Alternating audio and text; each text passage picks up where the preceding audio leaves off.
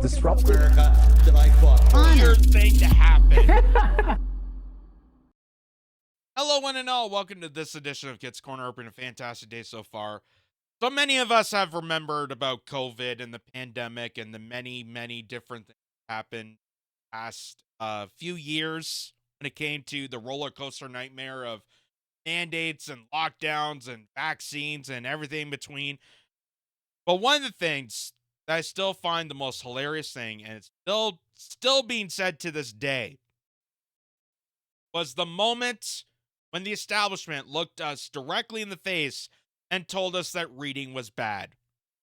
That doing your own research was the worst thing you could do.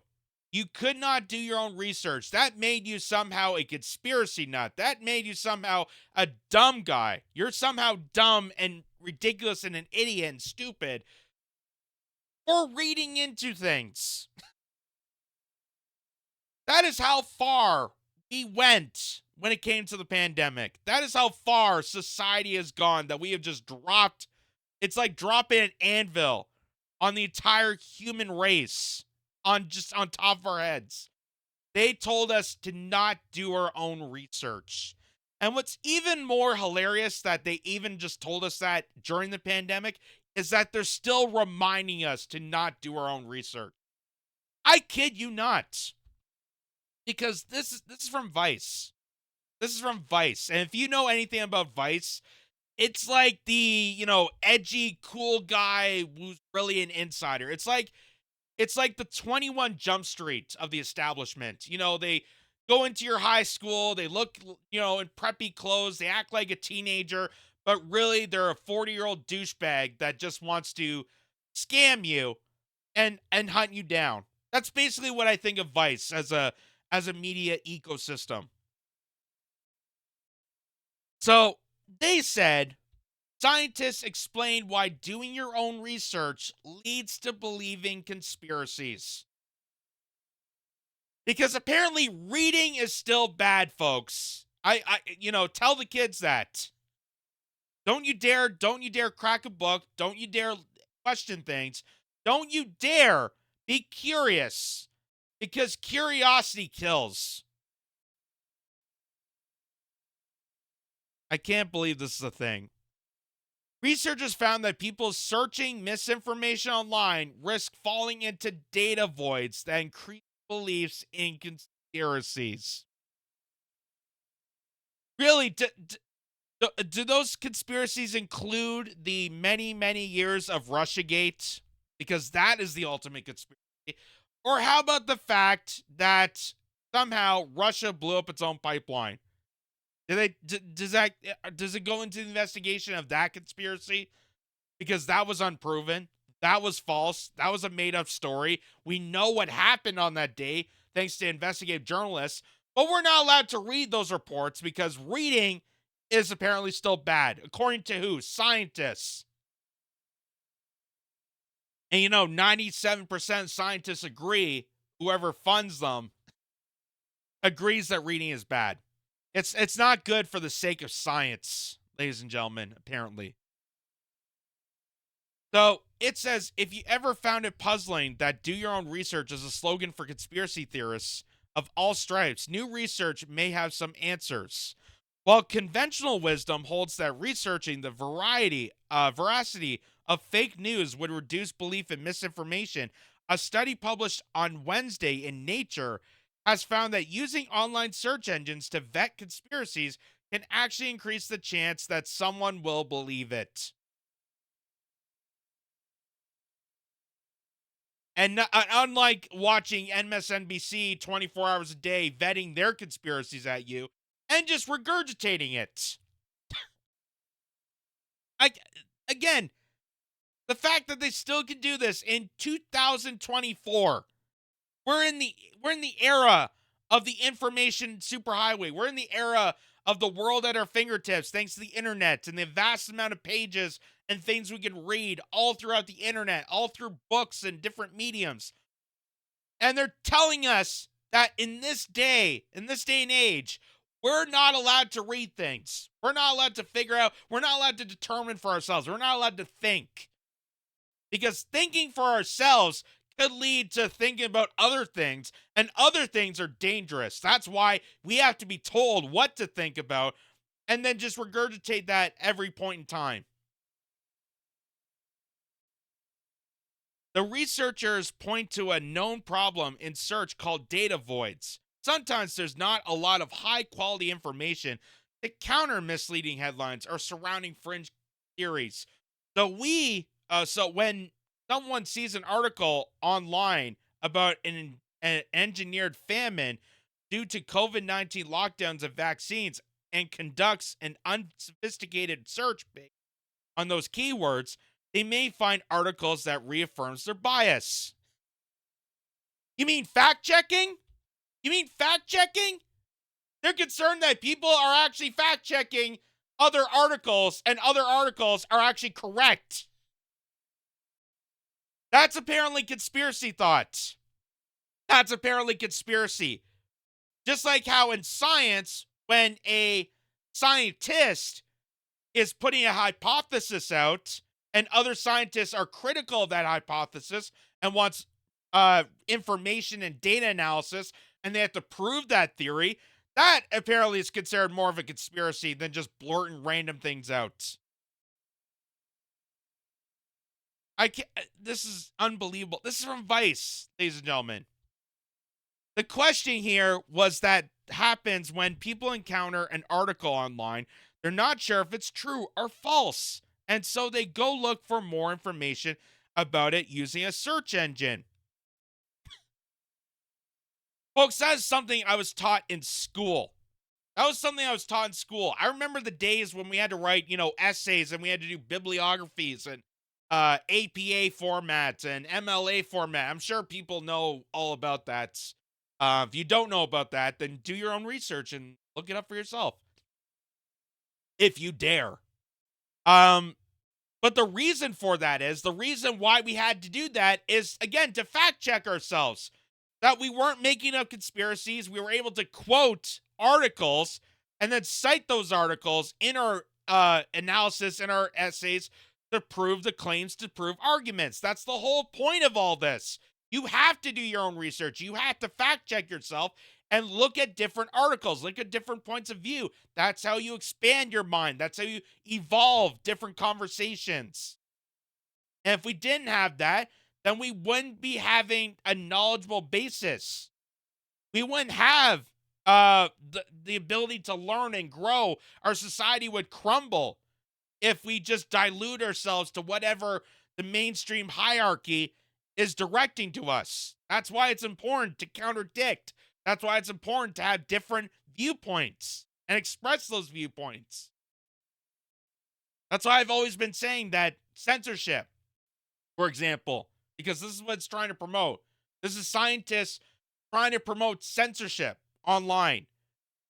And I've always said that censorship, no matter what it is, no matter who it is or who they're trying to silence out, is a dangerous method against humanity.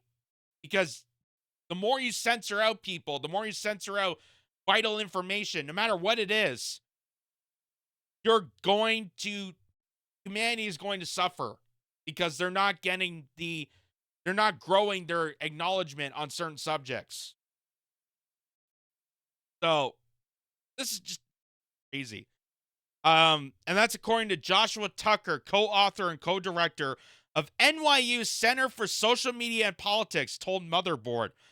You see exactly this kind of suggestion in a lot of digital literacy guides.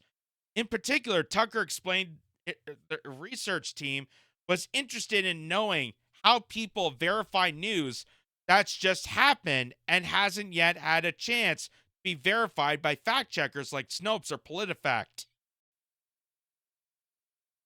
You mean people actually have to think and determine what is real and what isn't? They have to actually do some critical thinking? We don't do that anymore. I mean, it's 2024. Critical thinking is such a trend of the past. Okay, it's a fad.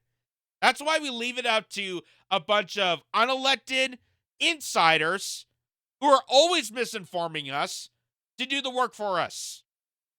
Because when have they ever lied before? When has Snopes or PolitiFact ever lied to us? Except for everything when it came to COVID, Russiagate, the Ukraine war, Trump's election, 2016, Hillary Clinton. Am I missing a few things? Like, when have they ever lied? Outside of that. 9/11. In the first experiment of their study, which began in late 2019, some 3,000 people across the U.S. evaluated the accuracy of news articles that they had been published in a 48-hour period about topics like COVID-19 vaccines, the Trump impeachment proceedings, and climate events. Gee, I wonder why those specific subjects. I wonder why they're not mentioning about, dogs chasing cats, or if Elvis is still alive, or any other random thoughts that speak to my head. Why are we not using Wonder Bread for hot dog buns? I wonder why specifically those news articles they have to do some fact checking on. Some articles were collected from reputable sources, while others were initially misleading. Half of the participants were encouraged to search online to help them vet the articles. At the same time, all of the articles were given a true, false, or misleading, or could not determine label by professional fact checkers. Again, this is how we dumb down society. This is how we get an unintelligent, unknowledgeable populace when they're not able to do their own critical thinking. Yes, there is misleading articles. Yes, people could fall into different traps. That's why it's important to provide as much information as possible so people understand all the information that's out there on these subjects and they're able to determine for themselves what it's true and what isn't. Knowledge is powerful, and the more they take it away from you, the more power they're taking away from you, and they're leaving you out to dry and throwing you under the bus and saying how stupid you are, and you just have to suck it up and regurgitate everything that they're telling you directly to your face. They're lying to you. People who had been nudged to look for more information online were 19% more likely to rate a false or misleading article as fact compared to those who weren't encouraged. What we found over and over again is that people are over relying on these search engines or their social media connections. They put this blind faith in them, said Chira Shang, a professor of information science at the University of Washington, who wasn't involved in the studies. They think they've done their due diligence and checked it, but makes it worse than not checking.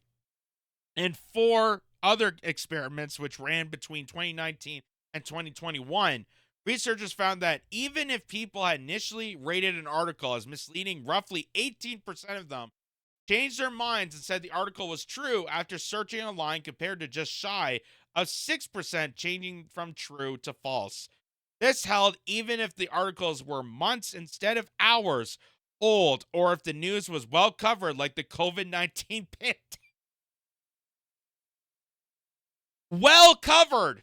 When we silenced out all the doctors, all the leading expertise of the manufacturer, the guy who was responsible for the mRNA technology, the fact that we're hiding the side effects, the fact that they weren't informing people about vitamin C, immune boosting, natural immunity, the origin of COVID-19. They did not even tell you any of that. But it was apparently well covered enough that they had to have a bunch of scientists grab a bunch of random people to do the study to say that, well, doing your own research may be good, but it depends on what research you're doing. This just seems like such a mess to prove nothing. Honestly, this just seems like an empty, vapid waste of time. And this is why people are losing touch and respect for science. Not because they're not anti-science or they don't understand. It's because the scientists that are wasting their time doing studies like this when they could be actually studying real real problematic situations that we could be preventing and doing innovative work. It's just it's being undermined to do crap like this, to do crap for the establishment, to do crap for the people that are purposely misinforming you. And they're doing this on the regular to push a narrative and to tell you that you are so dumb, you can't do your own research because you're so dumb. So we got to tell you exactly how things are, and you just got to regurgitate it. Because doing your own research is just deadly. It's worse than the pandemic. I mean, it's like a brain virus. Next thing you know, you start thinking about things, and then you become critical, and then you ask questions, and then you become curious. And then the curiosity builds, and you get more information, and you talk to different people from different backgrounds, from different point of views. And next thing you know, your entire mind, your mind span grows, and you start actually understanding how people have different viewpoints, and you have more of a tolerance. So, this is again another tactic of the establishment trying to further divide and separate us and try to keep us down and dumb because they don't want us to read into things. They don't want us to be acknowledgeable. They don't want us to research, especially the topics specifically pointed out in this article, specifically pointed out in their studies, because it would ruin their narrative. People would get concerned about it, and then we'll see more and more like the trucker convoy that proved that people were fed up and tired of the misinformation being led when it came to the mandates, when it came to vaccines, when it came to shutting down and locking down everyone's businesses. They weren't informing us, they weren't holding accountability, and they weren't acknowledging the true medical facts when it came to this pandemic, when it came to the virus. That's why people were skeptical. And this is skepticism is good. A healthy dose of skepticism is good. Much like the vaccine. So they're trying to get this away from people, and they're trying to scare you by saying that doing your own research is leading to misinformation. But trust the misinformation from the experts who've been lying to you ever since.